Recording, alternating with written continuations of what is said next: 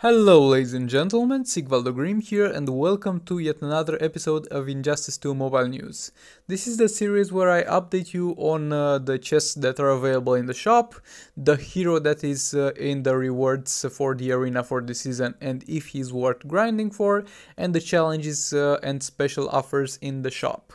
I have waited so long to release this video in the hopes that I will be able to figure out the hour at which the chests in the shop are going to be replaced, but that seems arbitrary, so from now on I will introduce to the channel a new series called the Chest Updates, where I will cover the chests that are released in between the news updates.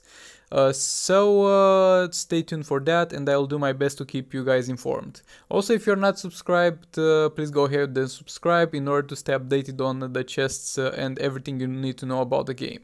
So without further ado, let's get into it. Multiverse Supergirl is this season's champion that you can unlock by reaching at least Elite 1, because you will receive 160 shards. And if you reach all the way to Elite 4, you will unlock her at 4 stars directly. I think she's the first hero that I have unlocked from the arena seasons on the secondary account. And, oh, by the way, many of you said that the last arena was extremely hard, and yes, it was. Even though I could have done better and I missed a day playing, I only reached Elite 3 and I didn't get my Arkham Knight Batman at 4 stars. So this was the hardest arena, I think, all the way since I started the secondary account, so don't worry if you didn't do this well this one. So, Multiverse Supergirl. She is an all-round decent character. You should definitely go for her if you are a beginner and you need a character to play in the arena, since you will be able to easily unlock her at 4 stars, since there's not that much competition farming her, because overall she's not such a great character because there are much better characters when it comes to the multiverse energy. This is her passive, and she is able to make your multiverse team pretty tanky, but she is not in the top 3 multiverse teammates, so she will never be played in a main team. But she can very well be played in a secondary multiverse team with the bottom number 4 to number 6 best multiverse characters. And you can kind of use her as a standalone damage character, but she didn't perform very well for me, so I wouldn't recommend that. But as a new player, most definitely go for her. She will be easy to unlock. As an advanced player, you should farm in the arena, but don't struggle too hard for her. If you can get her, that's great. If not, don't refresh your teams with gems, because it's most definitely not worth it. One of the challenges is for Hellboy, and he is definitely a character worth farming. I've almost unlocked him, and he is so great because first of all he has this passive which dot damage heals him instead, so he's a great tank for phase 3 and a very good character for arena and champions arena when you are fighting against characters that rely on dot damage. And secondly, even though I can't show it because I don't have him unlocked yet, his third ability is armor piercing, so he will deal decent damage with that. He's most definitely a good character and maybe a must-have character in some people's opinion, so you should do your best to farm for him. The Multiverse challenge, as I've said in the previous episode, is most definitely a very important challenge to do because most of the characters that drop shards are very good characters, and I have got unlocked Last Left the Joker from a random raid drop, and that unlocked him, and because of that I was able to play the first difficulty of this on my secondary account, and I have seen a thing that I forgot to mention, and it is very important. By playing this challenge, you have a chance to drop very good gears that are not available anyplace else. So for example, you know that sometime previously there was a Multiverse Flash Arena season, but his gears were nowhere to be found and you could only get them by random raid drops. Guess what? They also drop from this challenge and I've got 2 of them already. So if you need gears for some multiverse characters and you have no other place to find them, most definitely do this challenge, and you should do this challenge anyway because they're all good characters. Now we're going to go over the chests. The artifact chest, as I have said in the previous episode, is one of the very few chests in the game that are still worth buying in my opinion. And it has a chance to drop an Azure artifact, and Azure artifacts are extremely powerful in this game, and they can really kickstart you as a new player, and even as an advanced player it has a chance to drop Azure artifacts, and it also drops materials, and we all know how hard it is to upgrade your Azure artifacts all the way to the max level. So this is most definitely a great chest. Last episode, for those of you who haven't seen it, I have opened 10 of them, and I have gotten the old blades. That was extremely lucky. You will most likely not be that lucky, but nevertheless this is a good chest. Moving on, we have the Suicide Squad legendary Enchantress chest. This is as decent as legendary character chests go. Like, if you really want to unlock Enchantress, I guess this is the chest, the place to be. But you should most definitely not open this chest as a beginner. And if you really want to unlock Enchantress, I would say you should wait, because as we have seen with Black Manta, this exact chest can go sometimes on sale. And when this is on sale, then it will be the best time to buy it. But if you got the gems to spare and you are impatient and you really want to unlock Enchantress, this is the way to go. But again, I don't recommend rolling for legendaries, because your chances are extremely slim and you will most likely not feel like your gems were worth spending.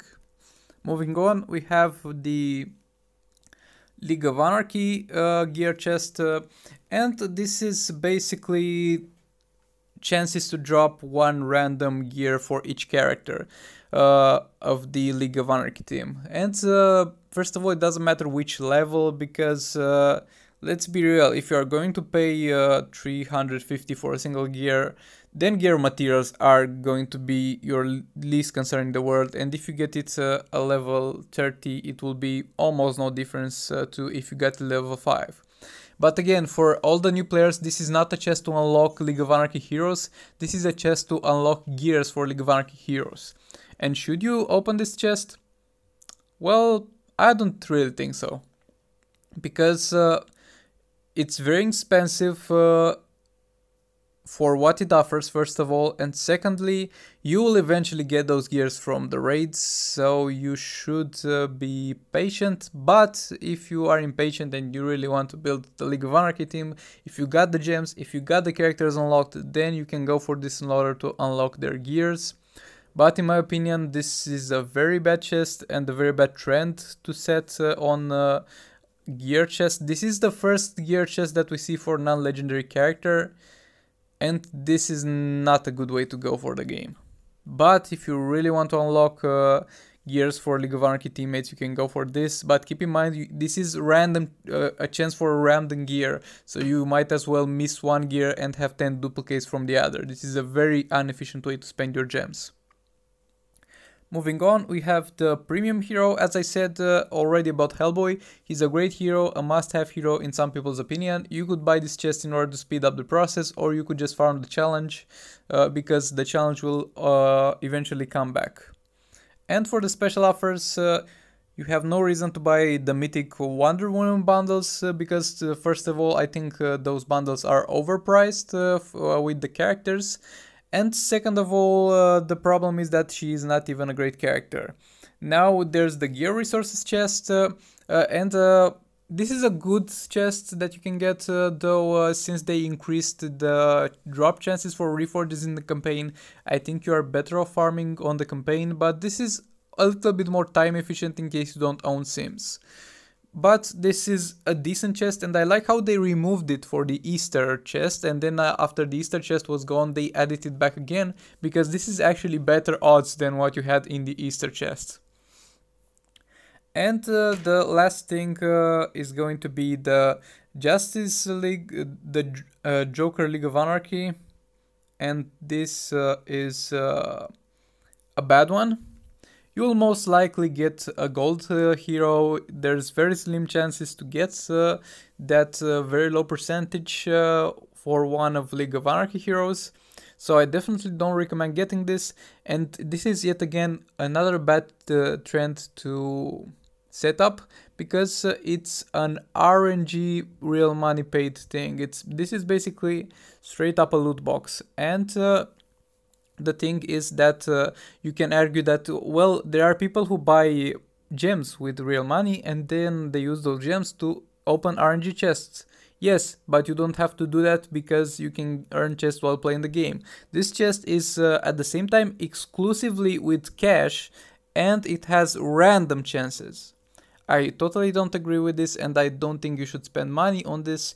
And even if you want to spend money on the game, I don't think this chest is the way to go, and there are much better ways.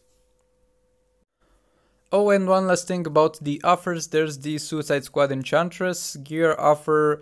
Well, you could do this in order to get her gears. There will most likely be a gear chest for her, but that has real bad chances. So if you want to spend money on the game and if you want to gear up Enchantress, you should buy the level 10 gears, since it's not a decent deal, because it's way too expensive for just 5 gears for one character out of the game with so many characters, but this is going to be much more time efficient way to get her gears. Always buy the level 10 gear packs in the shop, because the difference you have to pay for getting a level 30 gear pack is simply not worth it, and you can get them yourself to level 30 with little time spent in the game. As I have said, I am yet unable to figure out when they actually introduce new chests, so I expect that while uploading this video to have 5 new chests pop up. So I will do the new series, which it will be called Injustice 2 Mobile Chest Updates, so stay tuned for that and click that bell button in order to not miss it. Thank you very much for watching. I hope you liked this video. If you have any question, make sure to comment down below, and I will do my best to answer you to the best of my ability. Also, I know I've promised this for a long time, but trust me, the Fresh Start series is coming back, and also stay tuned for that. So with all that being said, this was all for this video, and I'll see you in the next one.